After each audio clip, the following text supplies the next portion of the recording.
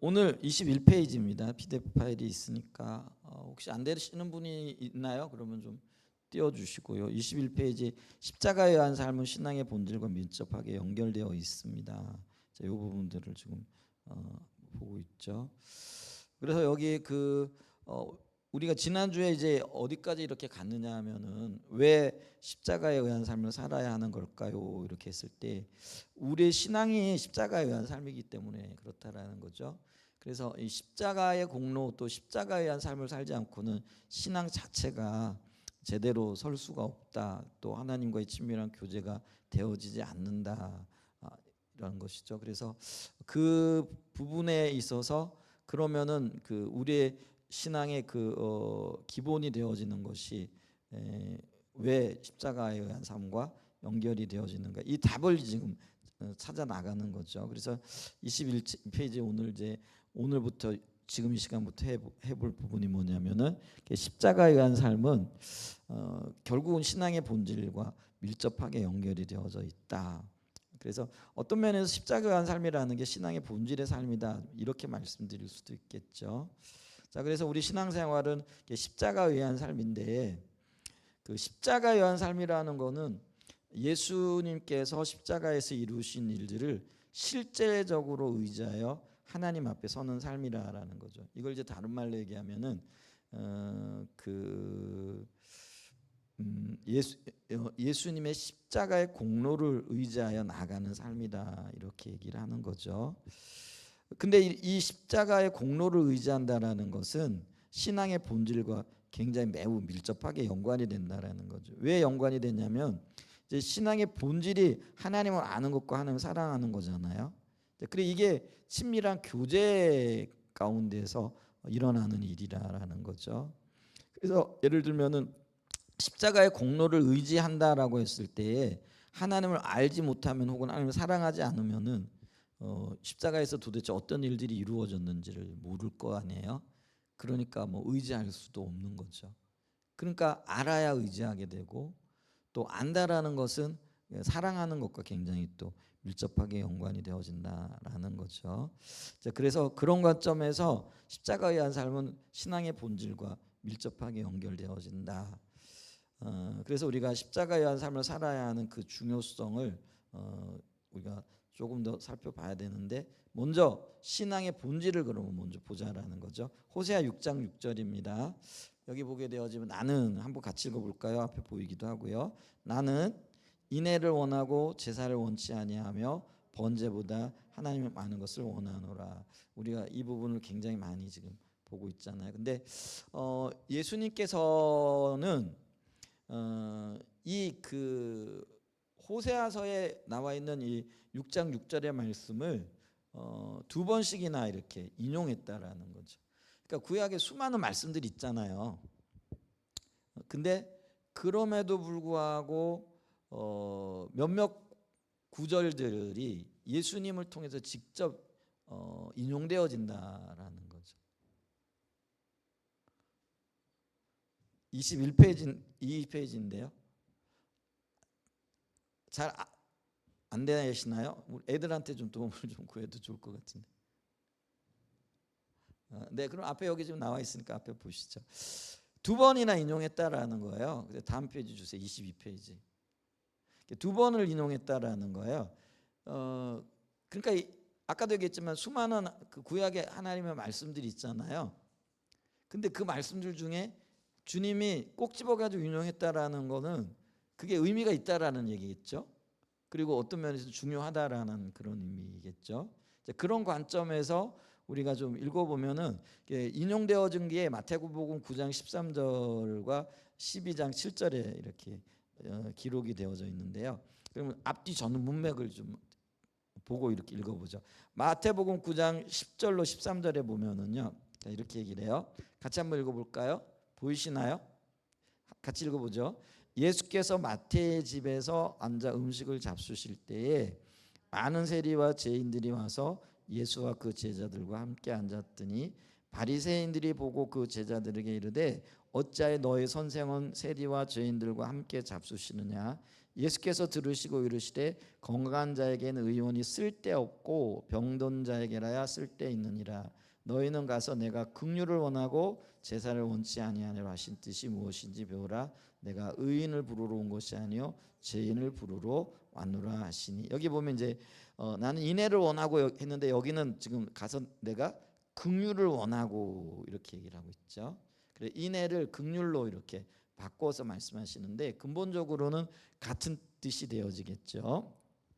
자, 그럼 또 한 번 인용을 하시는데 그게 마태복음 12장 7절에 나와 있는데 이것도 이제 문맥을 보기 위해 가지고 1절부터 좀 한번 읽어보죠. 1절부터 읽어보게 되어지면은 자, 같이 읽습니다. 그때에 예수께서 안식일에 밀밭 사이로 가실새 제자들이 시장하여 이삭을 잘라 먹으니 네, 우리 옛날에 저도 학교 다닐 때 학교 다니기 전이네요.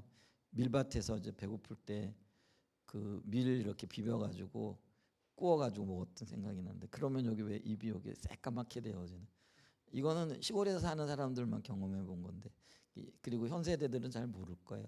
아니 다음 세대들은 잘 모를 거예요. 근데 우리 나이 때는 우리 그런 게 흔히 있었는데 옥건사님 그래 보셨어요? 도시에 사셨나 보다. 저희들 밀밭 보리밭 밀밭 시골에 있었거든요. 그리고 밀 이거 있잖아요. 다 익기 전에 예전에는 그게 쫀득쫀득하거든요. 그러면은 그 밀이 오늘날의 껌 대용 역할을 했어요. 그러니까 껌은 돈 주고 사 먹어야 되잖아요. 근데 돈이 없으니까 옛날에 제가 소풍 갈 때 20원 가지고 가가지고 뭐 맛있는 것도 먹었던 그런 기억이 나는데 근데 이제 뭐 돈이라는 게 이게 옛날에 저희 시골에 살 때는 그게 쉽게 나오는 게 아니에요. 정말 명절 때도 음식은 먹어봤어도요. 옷은 입어봤어도요. 돈은 못 받아본 것 같아요. 그러니까 이 현금이 굉장히 귀하던 시절이잖아요. 그러니까 이 그 돈이 없으니까 껌이나 뭐 이런 과자 뭐 이런 건 전혀 못 사 먹죠. 근데 그 대신에 밀밭에 가가지고요. 밀 비벼가지고 씹으면 그게 나중에 막 씹다 보면은 껌처럼 이렇게 쫀득쫀득해져요. 그럼 하루 종일 그거 씹고 다녔던 그런 기억이 나는데 제자들도 그랬나 봐요. 근데 여기 있는 제자들이 아마 다 익은 밀 비벼가지고 아마 먹었겠죠. 잘라 먹었으니 이상을 잘라 먹었다 이렇게 얘기하네요. 자, 바리새인들이 보고 예수께 구하되 보시오 당신의 제자들이 함께 읽습니다. 안식일에 하지 못할 일을 하나이다. 예수께서 가라사대 다윗이 자기와 그 함께한 자들이 시장할 때 한 일을 읽지 못하였느냐? 그가 하나님의 전에 들어가서 제사장 외에는 자기나 그 함께한 자들이 먹지 못하는 진설병을 먹지 아니하였느냐? 또 안식일에 제사장들이 성전 안에서 안식을 범하여도 죄가 없음을 너희가 율법에서 읽지 못하였느냐? 내가 너에게 이르노니 성전보다 더 큰 이가 여기 있느니라. 나는 자비를 원하고 제사를 원치 아니하노라 하신 뜻을 너희가 알았더라면 무죄한 자를 죄를 정치하지 않으니. 여기서 보면 인애를 긍휼로 또 여기는 자비로 이렇게 표현을 하고 있는 거죠. 그러니까 다양하게 번역되어질 수 있는 그런 말이라는 것, 이 단어가. 그러니까 이게요 원어는 뭐 같아요. 이게 헤세드라는 건데요. 근데 이 헤세드라는 단어가 번역될 때는요 다양하게 번역되어질 수 있는 거라라는 그런 의미겠죠. 자, 그래서 자 여기에 대해서 이제 뭐라고 이렇게 얘기를 하고 있느냐면은 자 예수님께서는 바리새인들을 질책하시면서 신앙의 본질을 보여주는 구절인 호세 6장 6절을 인용하셨다라는 거죠. 왜냐하면 이 바리새인들이라든가 예수님의 어떤 행동을 그리고 제자들의 행동을 지금 질책하고 있는 이들은요 종교적인 행위를 보고 또 그 겉으로 드러나는 것을 보고 이게 이제 어떤 면에서는 율법주의적인 성향이 있다라는 거죠. 그렇기 때문에 이들의 율법주의를 깰 수 있는 유일한 방법은요 참된 것을 보여주는 거예요. 그래서 우리가 거짓된 것을 바로잡기 위해서는 참된 것이 보다 분명해져야 된다는 거죠. 그래서 우리가 기준을 알아야 될 이유도 그게 있는 거죠. 근데 기준을 알 때 어떤 기준을 알아야 돼요? 참된 기준을 알아야 된다는 거죠. 잘못된 기준을 알면은요 그 기준이 오히려 오도할 수 있는 그런 오용되어질 수 있는 여지들이 있잖아요. 그렇기 때문에 우리가 진리를 알 때 참된 진리를 알아야 되는 거죠. 왜 그러냐면은 갈라디아서에도 그렇고 뭐 지금 구약 시대에도 그렇고 오늘날도 마찬가지잖아요. 진리라고 주장하는데 참 진리가 아닌 것들이 많잖아요. 근데 그런 걸 가리켜서 다른 복음이라 이렇게 얘기를 하잖아요. 오늘날에 우리는 그걸 거짓 신앙이라 아니면 유사 신앙이라 이렇게 얘기를 하고요. 이제 조금 더 나가면은 극단적으로 얘기하면 이단이라 이렇게 얘기를 하잖아요. 그래서 우리가 알아도 제대로 된 걸 알아야 된다라는 거죠. 그래서 유대인들 그 바리새인들과 종교 지도자들이 외식적인 어떤 신앙의 형태를 가지고 나오니까 본질을 가지고 예수님께서 대항하시는 거예요. 그러니까 그거를 비춰주시고 드러내는 거죠. 근데 이 본질적인 신앙을 얘기할 때 인용되어진 구절이 호세아 6장 6절이라는 거예요. 그러니까 이건 신앙의 본질을 얘기할 때 굉장히 중요한 구절이 되어질 수밖에 없다라는 거죠. 근데 호세아 6장 6절에 이 인애, 사랑, 이게 이제 헤세드라는 거죠. 근데 이게 그 아까는 뭐 자비로 이렇게 번역되어지기도 했다라는 거예요. 근데 다양하게 번역되어질 수 있는 단어인데, 근데 우리말 표준 세번역 성경에는 이거를 사랑으로 번역했다라는 거죠. 근데 이 사랑으로 번역하는 게 더 적합하다 지금 이렇게 우리는 보는 거죠. 그래서 왜냐하면 사랑으로 번역하는 것이 이 말씀의 의미를 더 분명하게 비춰주고 깨닫게 한다라는 거죠. 그래서 이게 어떤 성경들은요, 제가 이렇게 성경을 읽어보면 성경의 흐름을 이렇게 원만하게 잘 이해할 수 있도록 혹은 현대적인 언어 감각으로 이렇게 풀어내는 게 있는가 하고, 또 어떤 성경은요 또 보다 분명하게 원어적인 의미에 이렇게 부응하는 어떤 의미의 어떤 번역을 하는, 이게 번역자에 따라 가지고요 조금씩 뭐 근본적인 의도는 바뀌지 않겠지만은 좀 달라질 수밖에 없는 거죠. 그 다음에 이제 예를 들면은 뭐 우리가 개역한 걸 지금 개정 개역 뭐 또 우리 표준 세번역이라든지 현대어 성경이라든지 공동 성경이라든지 요즘 또 한글도 또 개역한 걸 뭐 이래 가지고요 바뀐 게 있고요. 성경이 시간이 지나면서 점점 이 번역은 원문은 있지만은 그 우리의 언어 습관이라든가 언어가 자꾸 이렇게 의미들이 바뀌어 가잖아요. 그런 것들을 담아내기 위해 가지고 번역 작업이 지금도 이제 이루어지고 있는 것을 볼 수가 있죠. 그래서 우리가 성경을 읽을 때 다양한 번역의 성경을 이렇게 읽어보는 것도 참 좋을 것 같아요. 그래서 제가 그 어떤 요즘 이제 다양한 번역 성경이 가지고 13가지 번역인가 뭐 4가지를 비교하고 뭐 이렇게 포함되어 있는 걸 봤더니 근데 책값이 너무 비싸 가지고요. 제가 살려다가 말았어요. 14만 원인가 하더라고요. 요즘 근데 이제 뭐 인터넷이나 이런 거 보면은 필요할 때는 여기 이제 개역 개정, 뭐 공동 번역, 표준 세 번역 뭐 이렇게 딱 보면은 비교돼 가지고 나오는 것들이 있어요. 뭐 불편하지는 않는데 근데 책으로 한 권으로 이렇게 딱 되어져 있는 게 있기는 해요.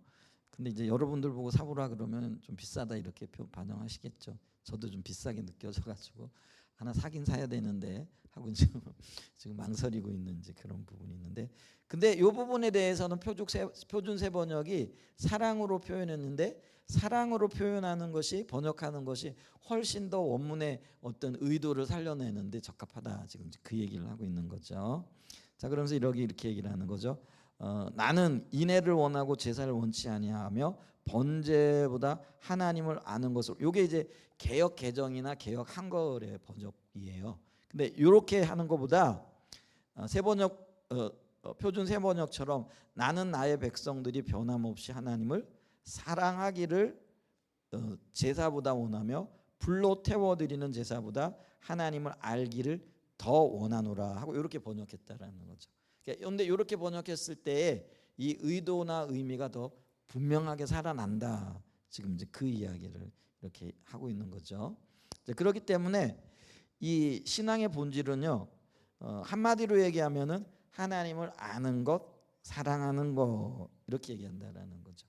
근데 우리가 이 하나님을 안다라고 얘기했을 때에 요 아는 것의 성경적인 의미를 모르면은요, 우리는 이 아는 것에 대해서도 잘못된 이해를 한다라는 거예요. 그러니까 어떤 이해를 하느냐면요, 지식적으로 알고 있으면은 아니면 내가 책으로 읽어가지고 그런 어떤 개념을 이해했으면 이게 이제 교리적인 의미잖아요. 그러면 나는 안다라고 생각을 한다라는 거예요. 근데 성경적인 의미에서 아는 건 뭐예요? 요거를 경험적으로 알아야 된다라는 거예요. 근데 이 경험적으로 알아야 되는 것에 전제되어지는 게 있어요. 그게 뭐냐면은요, 지적으로, 영적으로, 도덕적으로, 경험적으로. 그래서 이 성경에서 말할 때 하나님 아는 거는요, 요 네 가지 요소가 다 포함이 되어져야 된다라는 거예요. 그래서 이제 지적으로 안다라는 건 요게 아까도 얘기했지만 뭐 우리가 읽어서 지식적으로 아는 거죠. 근데 이 지식적으로 아는 것이 영적으로 어떤 의미가 있는가 요게 깨달아져야 된다라는 거예요. 누구의 조명으로? 성령의 조명으로. 그러니까 성령께서 이 말이 무엇이라는 것 이게 깨달아져야만이 이 지식이 더 온전해지고 성경에서 말하고 있는 안무로 나간다라는 거예요. 근데 그러면 요 두 가지만 가지고 될 것 같은데 그게 아니라는 거예요. 거기다 뭐가 포함되어진다고요?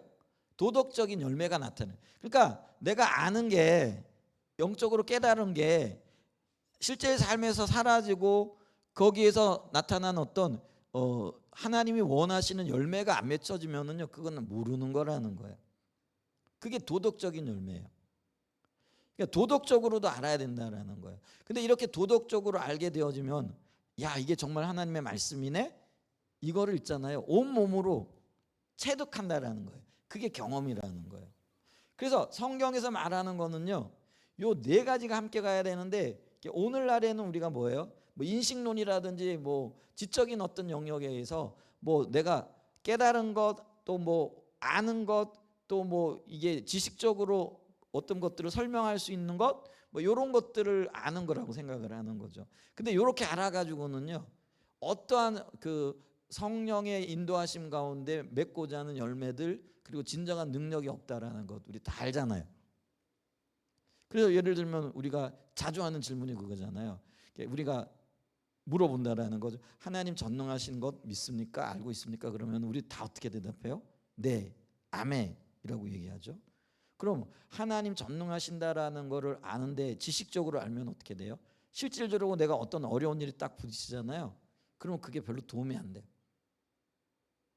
오, 나는 하나님 전능하시는 알고, 전능하다라는 건 하나님이 무슨 일이든지 하실 수 있다라는 걸 아는 거잖아요. 근데 알았는데 왜 내가 어려운 일이 딱 부딪혔을 때, 아니면 혹시 또 어떤 삶의 여러 가지 어떤 공고한 부분에 딱 도달했을 때 이 전능하신 하나님이 내게 전혀 도움이 안 되냐라는 거예요. 왜 어떤 영향력도 미치지 못하느냐라는 거예요. 그게 이론적으로 아는 거라는 거예요. 교육받아 아는 거라는 거죠. 공부해서 알게 되어진 거라는 거예요. 근데 이렇게 이론적으로 하나님을 아는 것이 도움이 된다고요, 안 된다고요? 별로 도움이 안 되는 거예요. 근데 성령의 조명으로, 혹은 하나님께서 우리가 그렇게 조명을 통해서 깨닫게 하신 것을 살아볼 때에 하나님이 전능하시다라는 것이 내 삶에서 전능하신 하나님을 믿었더니 그 하나님 비춰주신 대로 갔더니 이런 열매들이 맺혀졌어. 그리고 그게 내게 체득이 되어졌어. 그러면은요, 이게 산 지식이잖아요. 성경이 말하는 지식이잖아요. 그럼 이런 지식 가운데 있게 되어지면은 우리가 어려운 일을 당했을 때 혼란스러워하지 않는다라는 거예요. 당연히 하나님 전능하신 분이지. 나 그걸 경험했어. 내가 삶에서 그걸 깨달았어. 그래서 새로운 어떤 일들을 이루게 되어질 자원이 되어지는 거죠. 그게 진정한 의미에서 지식이라는 거예요. 그러니까 예를 들면 저 같은 경우는요, 하나님께서 이제 제가 포항에서부터 목회를 할 때 좀 표현이 좀 그런데 많이 훈련시킨 것 중에 하나가 이게 경제적인 영역부터 훈련이, 목회자들이 대부분 이제 그런 것부터 훈련해 나가거든요. 이게 일단을 이렇게 보게 되어지면은요, 그러니까 저 형제들이 그렇게 못 사는 사람들은 아니에요. 뭐 밥 먹고 못 사는 사람들은 아니에요. 그렇다고 아주 잘 사는 사람들도 아니지만은, 그렇다고 제 아내 형제들도요, 그렇게 못 사는 사람들은 아니에요. 그냥 밥 먹고 살고, 밥 먹고 사는 정도에서 조금 더 이렇게 사는 분들이에요. 그러면은 있잖아요, 저도 막내고 제 아내도 막내거든요. 그럼 형제들이 뭐 좀 어렵게 산다 뭐 이러면은 한 번씩 돌아봐야 될 거 아니에요. 그게 상식적이지 않나요? 근데요, 일절 그게 없는 거예요. 오히려 모른 척하는 거죠. 그때 제가 저희 아버님을 모시고 살았는데요, 아버님 모시고 이렇게 형제들 제가 뭐 거지 건성이 있어가지고 뭘 얻으려고 하는 것도 아니고 제가 명절 되고 그러니까 가려고 하는데도요 오지 말라고 얘기해요. 못 오게 하기도 하고 못 오게 하긴 해도 뭐 가고 싶으면 갔었어요 그때는. 지금은 제가 뭐 별로 가고 싶지 않아서 안 가긴 하는데.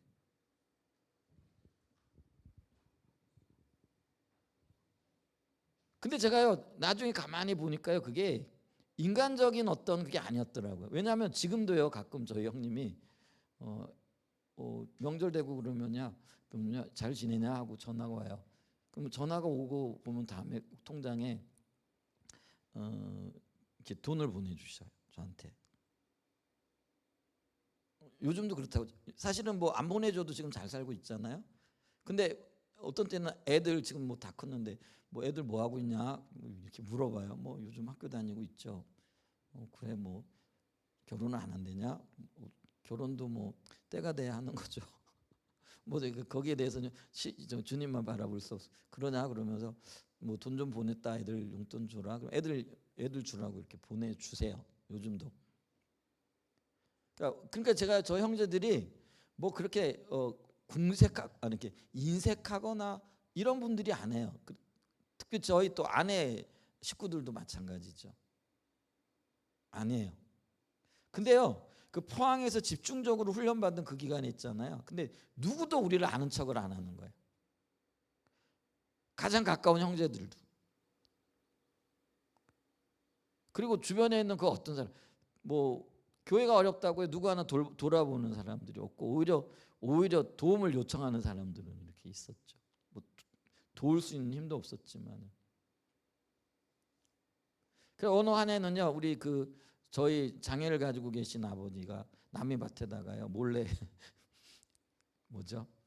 깨를 이렇게 심어가지고요 깻잎을 따갖고 오는데 그 깻잎을 가지고요 이제 제 아내가 이제 그 뭐죠 장아찌 뭐죠 그게 깻잎 무죠 간장으로 한 거 그걸 가지고 여름 내내 먹게 하셨어요.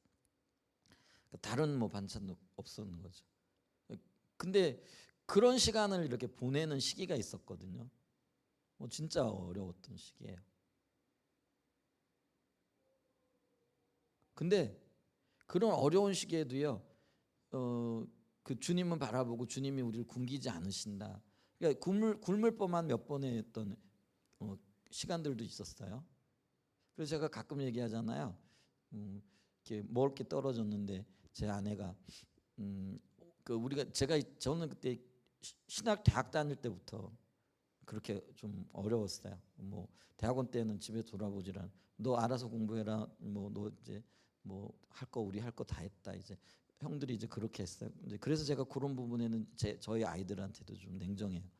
제가 아직 대학 졸업하고 난 다음에 우리 아이들에게는 용돈을 안 주거든요. 근데 잘 살고 있더라고요. 제가 너무한다 싶어가지고요. 대학원 갈 때 애들 그럼 첫 학기 내가 등록금은 내가 대준다 그래가지고 둘 다 대학원 갈 때 첫 학기 등록금만 딱 대줬어요. 그리고 용돈은 지금도 없어요. 근데 애들 지금 어쨌거나 살아가고 있거든요. 뭐 그쵸. 뭐 주영이는 아르바이트하고 영원히 그간에 직장생활 조금 했고 뭐 이제 이런 것들이 있거든요. 근데 저도 대학 졸업하고 대학원 딱 들어가면서 집에서 일절 지원이 끊어졌거든요. 근데 그게 제가 이렇게 돌아보면 하나님이 하셨어요. 근데 제가 굶었느냐? 아니요. 제가 대학원 다닐 때요 하나님 은혜를 베풀어 주셔서 등록금은 교회에서 이렇게 해주는 데를 찾았어요. 그랬더니 하나님 연결시켜 주셨어요. 그것도 사연이 많죠. 왜 이런 얘기를 하는지 모르겠는데, 근데 그리고 난 다음에 제가 그 3년 동안을요 부산에 있는 그 교회를 다녔거든요. 교육 전도사로. 근데 3년 동안 제가 월 10만 원을 그때 교통비로 이렇게 받았어요. 근데 그때 딱 무궁화호를 타고 다니잖아요. 그러면은 무궁화가 5,400원. 그래서 왔다 갔다 하면은 그 한 3만 원 정도가 교통비가 되는 거예요. 거기다 11조 만 원 띄고 또 뭐 감사원금 할 때 하고 그러면은 이제 얼마가 되는 거죠? 한 5만 원, 6만 원 가지고 먹고 살아야 되는 거예요, 한 달을. 그러면은 5만 원, 6만 원 갖고 먹고 살 수 있어요, 없어요? 상식적으로는 못 살잖아요. 근데 3년 내내 안 굶고 살았거든요. 근데 그게 참 은혜죠. 제가 그런 훈련이 돼 있어요. 근데도 목회를 할 때는요, 또 하나님이 또 다른 종류의 훈련을 시키는데, 그게 뭐냐면 저 혼자 감당하는 거하고요, 가족들 애들 데리고 그걸 감당하는 건 이게 또 다른 문제더라고요. 근데 이제 어느 날 이제 쌀이 떨어졌나 봐요. 그랬더니 제 아내가, 이건 제가 여러 번 얘기했잖아요. 근데 처음 듣는 분들도 계실 거고, 그래서 제 아내가 이제 와가지고, 여보 쌀 떨어졌는데 어떡하지? 내일 아침에 애들도 있고 아버님도 계신데, 그래서 근데 뭐 방법이 없더라고. 그래가지고 제가 어떻게 굶어야지, 제가 이렇게 그냥 얘기를 했더니 제 아내가, 여보 저기 당신 11조 한다고 저 봉투에 넣어놓은 거 있잖아, 그러더라고요. 왜냐하면은요, 저는 이게 너무 이게 언제부터 습관이 되느냐면은요, 신학교 다닐 때부터 습관이 되었어요. 왜냐하면 저는 돈이 없으니까, 돈이 생기잖아요. 그러면은 11조는 이게 하나님 하라고 하셨으니까 생명이니까 해야 되니까, 일단 돈이 생기면은 거기서 이제 100원이 생기면 10원 떼고 1000원 생기면 100원 떼고, 그래서 제가 한 달에 한 번씩 그걸 모아가지고 하나님 앞에 11조를 하는 거예요. 그러니까 돈 생길 때마다 봉투 하나 딱 해가지고 이렇게 넣어 놓는 거예요. 그게 습관이 됐어요. 지금도 거의 제가 뭐 지금은 그렇게 철저하게는 안 하지만, 왜냐하면은 요즘은 이제 뭐 한꺼번에 하니까, 그래도 그런 습관이 제가 좀 남아 있거든요. 그러니까 돈이 딱 생기잖아요. 그럼 가장 먼저 11조부터 딱 해가지고 봉투부터 현금이 있으면 넣어놔요. 그때도 그랬던 것 같아요. 근데 제 아내가 이제 그걸 알았던 것 같아요. 그래가지고는 근데 그래? 그리고 보니까 딱 11조 있는데 돈이 얼마 정도 있었냐면 한 2만 원 정도 있더라고요.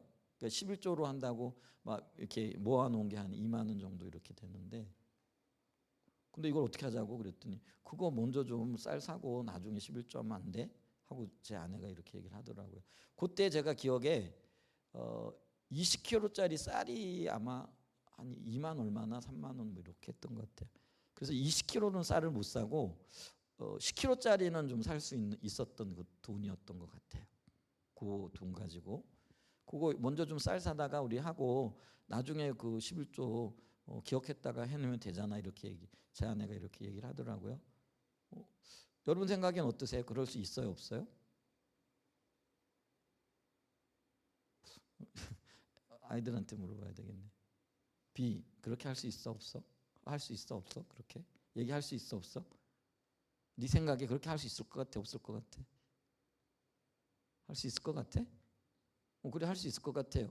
왜냐하면 이제 제 아내 입장에서는 이제 직장 생활을 했고 뭐 그렇게 뭐 궁색하게는 안 살았잖아요.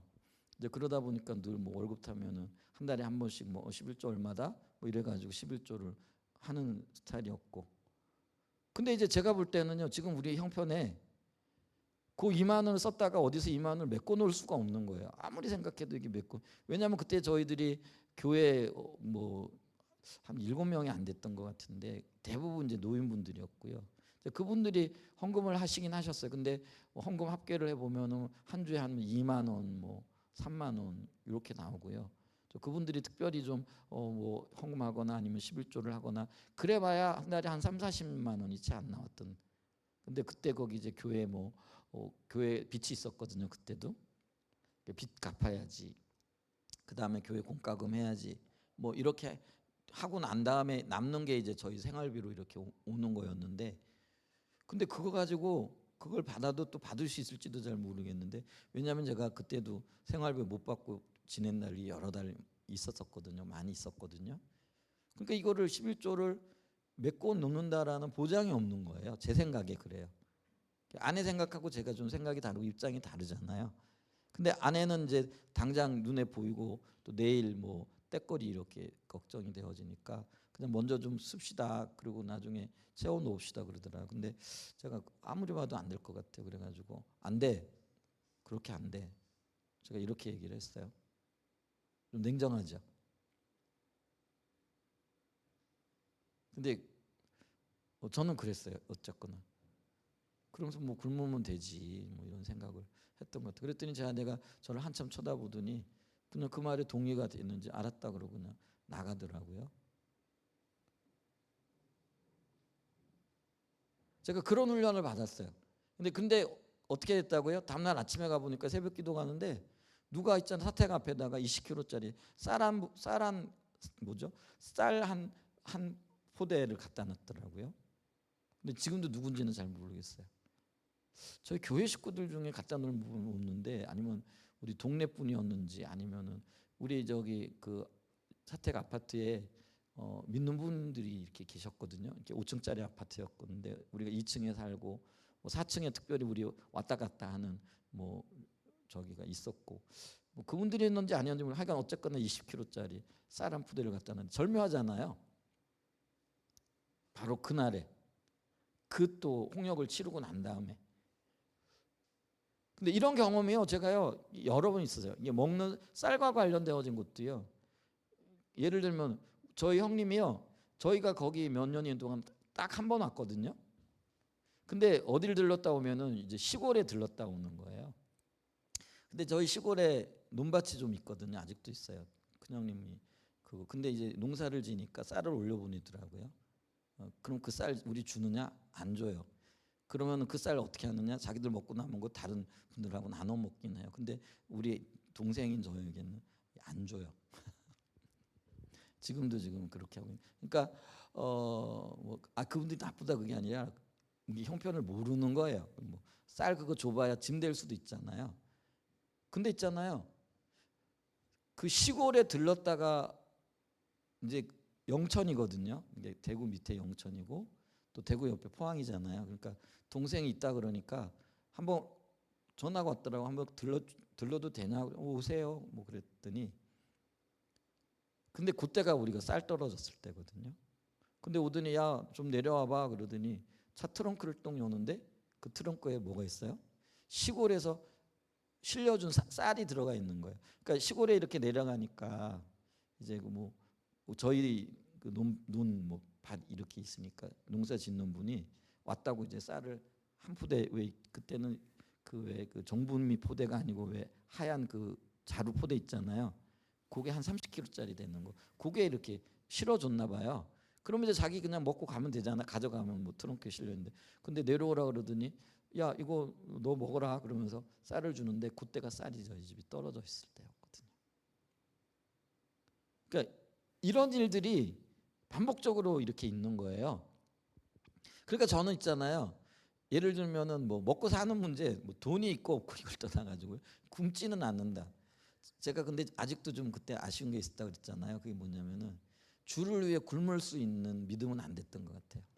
만약에 제가 주를 위해 굶으면서도 아무렇지도 않고 주를 원망하지도 않고 오히려 기뻐하고 주님 내가 주님의 영광을 위해 굶을 수 있네요 하고 기뻐하는 정도의 믿음이었다면은 하나님이 저를 굶기셨을 거예요. 그 굶으면서도 아무렇지도 않았을 거예요.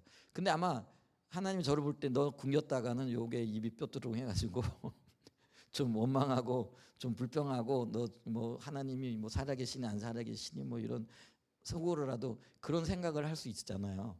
그랬을 것 같아. 그러니까 아마 쌀을 주셨던 것 같아. 여러분 있잖아요. 참 어려움을 당하고 고통을 겪는 분들 있잖아요. 그분들 우리가 어떨 때 믿음이 없어 그런 고통을 겪고 있지만은 감당할 수 있으니까 하나님이 그런 고통을 주시는 분들도 계세요.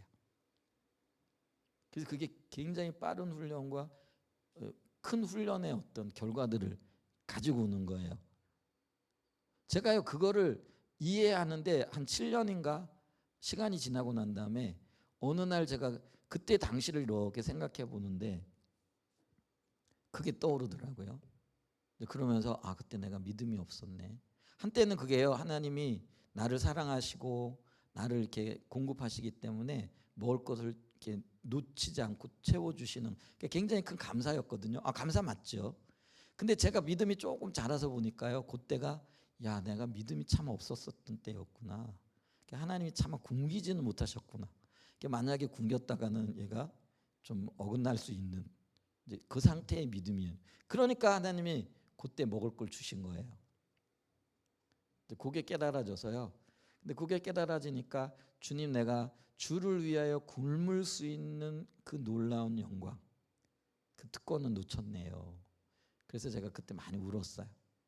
그때 한없이 눈물이 나더라고요. 한 두어 시간을 울었던. 그냥 막 눈물이 막 이렇게 쏟아지듯이 쏟아지더라고요. 그래요.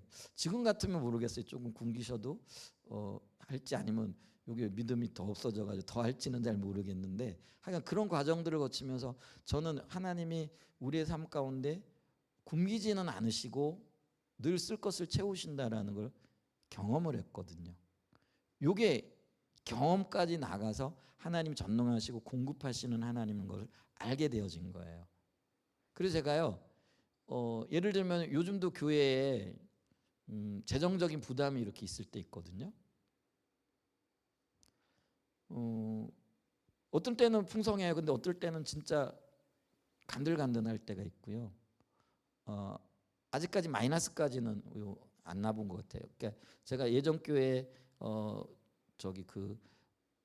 그때 언제예요? 우리 원로 목사님 이렇게 가시면서 진짜 나올 게 아무것도 없을 그때 주님께서 제 아내에게 그럼에도 불구하고 쓸 것을 채우실 게다, 이런 어떤 그때 경험이 있었거든요. 그때가 컨퍼런스 기간이고 그때 부활절 주일날에 우리 예전교회 그때 큰일이 있었잖아요.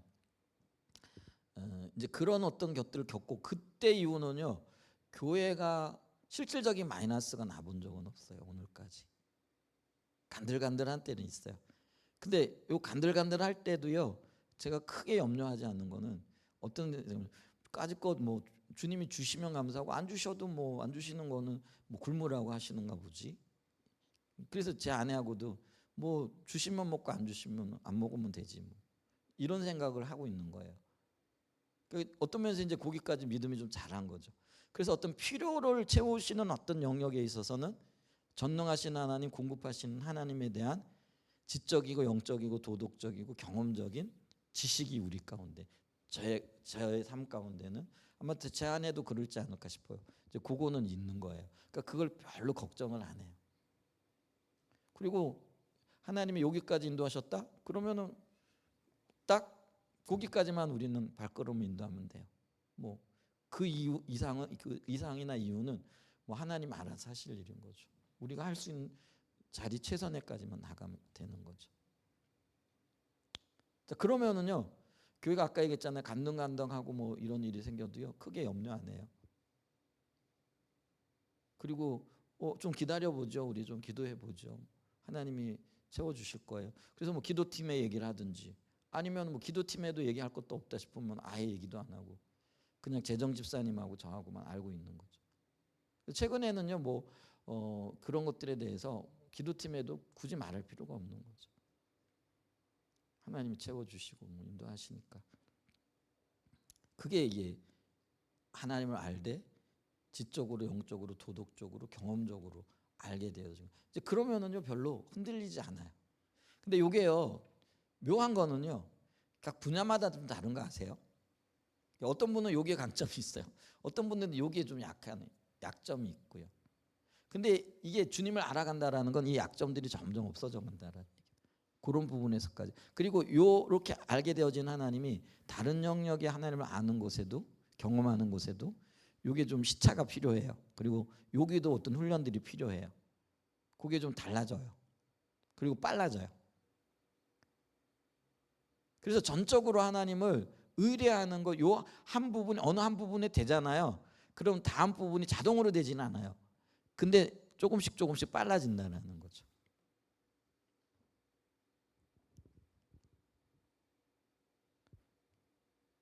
이게 하나님을 아는 거라는 거죠. 만약 이렇게 하나님을 알게 되어지면은요, 그 삶이 굉장히 어떤 면에서 견고하지 않겠어요? 역동적이지 않겠느냐라는 거예요. 그리고 우리가 젊었을 때부터 이런 훈련을 하잖아요.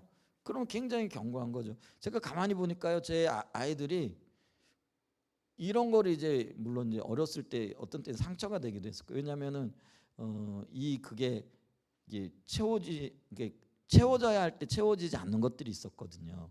그러니까 우리도 그때 물질 훈련을 받고 이러니까, 그러니까 이제 이런 것들이 결핍이 되어가지고 때로는 상처가 되어진 부분들도 있을 수 있잖아요. 근데 상처가 되어지기도 하면서 한편으로 또 그걸 보고 듣고 같이 이게 느낀 거죠. 그러니까 있잖아요. 이삭이 아버지 아브라함과 함께 십자가에 못 박히는 경험을 하잖아요. 그게 모리아산에서의 경험이잖아요.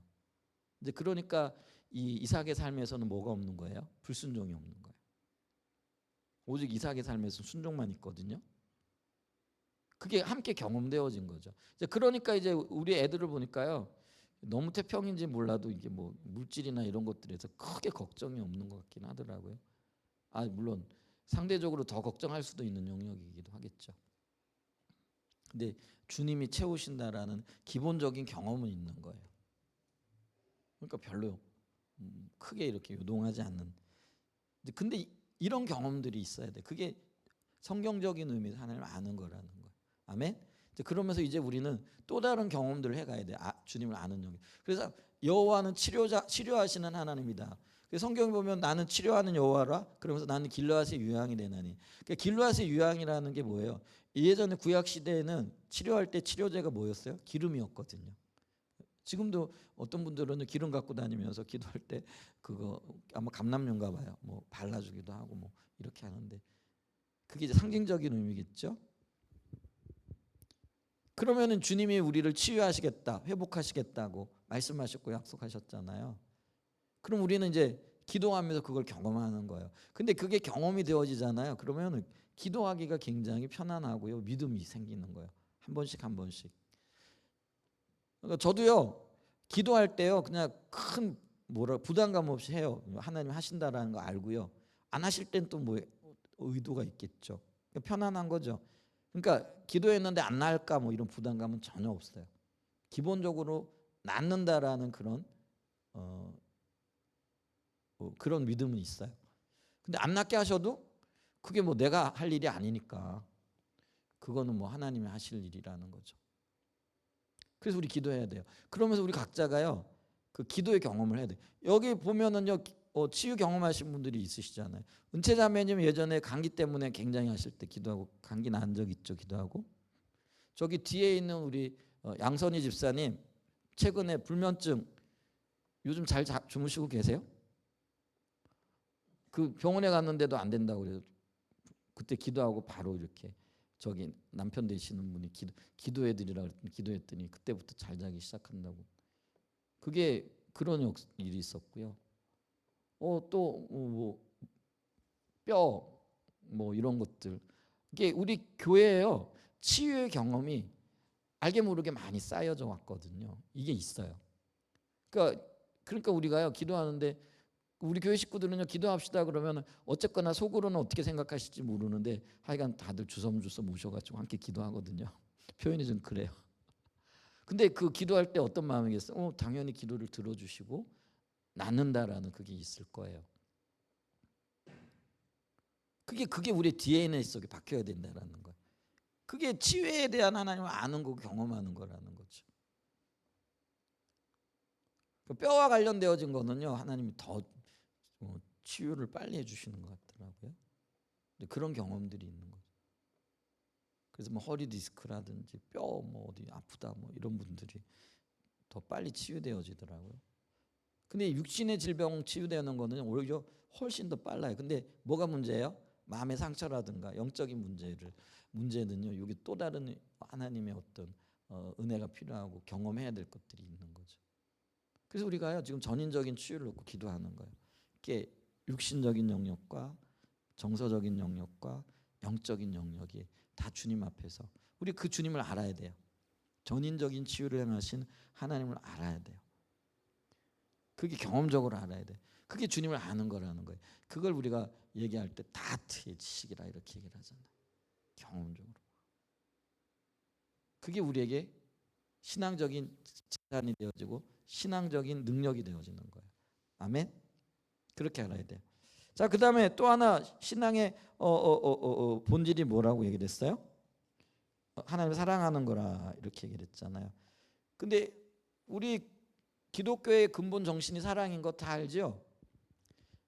근데 있잖아, 이 사랑은요, 우리가 이해하는 사랑과 하나님이 원하시는 사랑이 다르다라는 거예요. 그랬을 때 그러면은 성경에서 이야기하고 하나님이 우리에게 요구하시는 사랑이 뭐냐라는 거예요. 그게 성경에서 말하는 사랑은 온리의 사랑이라는 거예요. 오직 하나님만 사랑이라는 거예요. 그러면은 오직 하나님만 사랑해야 되니까 다른 건 안 사랑해야 되느냐? 아니요. 우리 하나님도 사랑하지만 자녀들도 사랑하고 부모도 사랑하고 뭐 여러 가지 사랑하는 게 당연히 많죠. 근데 분명한 게 뭐냐면은요. 하나님의 사랑에 비교하면 요 사랑이 아닐 것, 오히려 미워하는 것처럼 보일 정도로 하나님 사랑해야 된다는 거예요. 그게 다른 말로 얘기하면은 우선순위의 문제에 있어서 이 질서가 분명하게 잡혀야 된다는 거예요. 근데 우리가 이게 혼돈되어져 있거든요. 그럼 이게 혼돈되어져 있으면 이게 우리가 하나님 사랑하는 게 아니라는 거예요. 그러니까 하나님 사랑 안에서 생명이 나오기 때문에 하나님 사랑하는 것이 가장 우선적인 사랑이 되고, 이 하나님 사랑 앞에 모든 것들이 뭐라 그럴까요? 이게 그 질서를 따라 가지고 순종해야 된다라는 거예요. 순복해야 된다라는 거예요. 그게 온리의 사랑이거든요. 그래서 이 온리의 사랑은요, 너만 사랑하는 거예요. 그래서 예수님이 오셔서 우리를 위해 죽으셨는데, 물론 인류를 위해서 죽으셨지만은요, 강론으로 들어가게 되어지면 내가 너를 위하여 죽었다 이렇게 되어지는 거예요. 그 하나님의 사랑과 예수님의 사랑이 이게요, 저와 여러분을 향한 온리의 사랑이라는 거예요. 오직 내가 너를 사랑해, 이거예요. 그러니까 하나님과 우리 사이의 사랑 외에 다른 조건이 끼어들지 않았다라는 거예요. 아멘. 그러니까 하나님이 내가 너를 내 모든 것으로 온리 오직 너만 사랑하지 않았냐. 그러니까 너도 나를 사랑하되 어떻게 하라는 거예요? 오직 사랑하라는 거예요. 온리로 사랑하라는 거예요. 그러니까 가장 우선적으로 사랑하라는 거예요. 근데 우리가 사랑하는 거, 하나님 사랑해요. 말만 하면 사랑하는 줄 알고요. 그리고 또 적당하게 하나님을 위해서 어떤 뭐 종교적인 행위라든지 뭐 적절한 선에서의 어떤 열정 뭐 이런 것들을 표현하면은 그게 사랑인 줄 알아요. 그러니까 사랑하니까 사랑한다라는 거. 근데 이 사랑과 관련돼 가지고 아주 재밌는 예화가 십자가 복음에 나오잖아요. 남편이 아내를 사랑하는데 29일을 열심히 정말 온 힘을 다해서 사랑해. 근데 하루는 어떻게 한다고요? 내가 29일 열심히 사랑했으니까 30일 딱 하루는 내가 다른 여인도 좀 돌아보고 사랑하고 그럴게, 뭐 이랬다라고 하면은 그게 온전한 사랑이냐라는 거죠. 그게 나누어진 사랑이잖아요. 하나님이 욕심쟁이라 그걸 요구하는 게 아니라요, 하나님이 나를 사랑하되 30일 전체를 사랑하셨다라는 거예요. 아멘. 그러니까 너도 나를 사랑하되 30일 전체로 사랑해야 돼. 나뉘어지면 안 돼, 이렇게 얘기를 하는 거죠. 근데 우리는요, 여러 사랑하는 대상들이요 나뉘어지잖아요. 자꾸 주님만 사랑하는 게 가장 우선순위에 있지 않거든요. 여러분 다른 거 사랑하지 말라는 게 아니에요. 근데 주님 사랑하는 것보다 먼저 가는 거예요. 더 그게 첫 번째로 가는 거예요. 그게 우상 숭배의 삶이고요. 그게 혼합된 사랑이 되어진다라는 거죠. 근데 이런 의미에서 하나님 사랑을 알게 되어질 때에 우리가 신앙의 본질에 섰다, 이렇게 얘기할 수 있다라는 거예요. 근데 이런 삶을 살 때에 우리 진정으로 하나님만 바라보고 십자가의 공로만을 의지하여 나가게 되어진다, 이렇게 얘기할 수 있다라는 거죠. 자, 그래서 우리의 신앙의 본질은 하나님을 아는 것, 하나님을 사랑하는 것인데, 그런데 여기서 우리가 주목해야 할 두 부분이 있는데, 그것은 하나님을 사랑하는 것이 제사에 하나님을 아는 것이 번제에 비교되고 있다라는 거죠. 자, 그럼 왜 이렇게 둘을 대비하며 비교하고 있을까? 또 하나 궁금한 사실은 이건데, 하나님께서는 분명 레위기 등의 성경에서 번제와 제사를 하나님 백성들에게 드리라고 말씀하신 명령이죠. 행동을 요구하셨다라는 거죠. 그런데 이 구절에서는 원치 아니하신다고 하는데 왜 그렇게 하신 걸까? 하나님께서는 모세를 통해서 번제와 제사의 중요성을 이미 언급하신 다음이었는데도 이런 말씀을 하셨다라는 거죠. 자, 그러면 여기서 우리는 신앙생활에는 본질과 의식이 있음을 알 수 있다라는 거죠. 다시 말하면 본질적인 영역과 의식의 영역, 신앙의 두 측면이다, 이렇게 얘기할 수 있다, 이런 거죠. 다시 말하면 이스라엘 백성들은 신앙의 본질은 하나님을 아는 것, 하나님을 사랑하는 것이 없는 채로 번제와 제사를 하나님께 드렸다. 그러니까 의식은 있는데 본질 없이 이스라엘 백성들이 하나님 앞에 나왔다라는, 그게 이사야 시대와 호세아 시대의 특징이죠. 근데 본질이 없는 의식은 아무런 의미가 없다라는 거죠. 그래서 이 의식을 본질을 담는 그릇에다 비유를 하잖아요. 근데 본질은 쉽게 얘기하면은요, 그 컵에 비유할 때 물이 되어진다라는 거죠. 근데 목마른데 물은 안 갖다 주고 컵만 갖다 주면은 그 사람 살릴 수 있어요, 없어요? 못 살려요. 이제 그걸 얘기를 하는 거예요. 그러니까 주님은 지금 물을 요구하고 계신데 나는 지금 뭐예요? 딥다 지금 컵만 갖다 대고 있는 거죠. 그게 의식이라는 거죠. 그러니까 본질 없이 컵만 아무리 갖다 대봐야 하나님 관점에서 볼 때는 그게 아무런 의미가 없다. 그래서 야단 맞는 거예요. 내 의도와 의미를 잘 이해하지 못하고 있다라는 거예요. 그래서 우리가 신앙의 본질, 그러니까 십자가 복음을 얘기할 때 본질과 의식과의 관계를 가장 먼저 살펴보는 이유 중에 하나도 바로 이런 부분이라는 거죠. 이번에 우리 컨퍼런스에서도 본질과 의식의 관계를 살펴봤잖아요. 이런 것들이 연결되어지면 훨씬 쉽죠. 자, 그리고 하나님께서는 그렇게 하나님을 예배하는 자기 백성들을 바라보시면서 신앙의 본질을 원하신다는 말씀을 하셨던 것입니다. 이것이 두 궁금증에 대한 답이라는 거죠. 제가 3분 안에 끝내드릴게요. 이스라엘 백성들은 본질이 없으면서도 하나님을 향한 열정을 갖고 번제와 제사를 열심히 드렸습니다. 그러나 하나님은 그것을 연락하실 수가 없었습니다. 왜냐하면 본질이 그 속에 담겨 있지 않았기 때문이었습니다. 그래서 하나님께서는 호세아 선지자를 통해서 신앙의 본질을 말씀하셨던 것입니다. 그 후 수백 년이 지난 다음 예수님께서도 신앙의 본질이 없이 하나님을 자기 열정을 다해 나름대로 열심히 신앙생활하고 있던 바리새인들에게 위 구절을 인용하시면서 신앙의 본질의 중요성을 가르치셨습니다.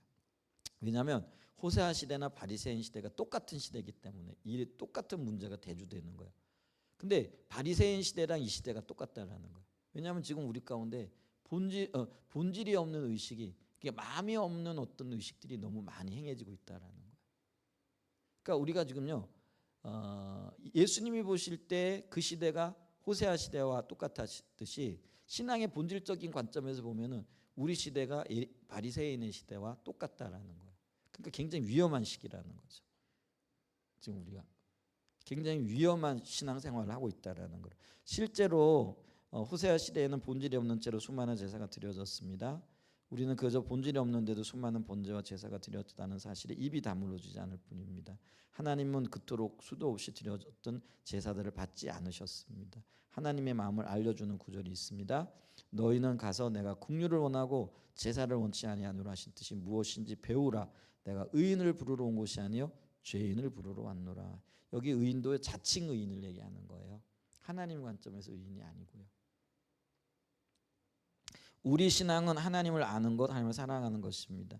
그러기에 신앙이 없는 의식적 본질이 없는 번제나 제사는 의미가 전혀 없습니다. 여러분, 사랑이 없는 화려한 결혼식을 생각해 보셨나요?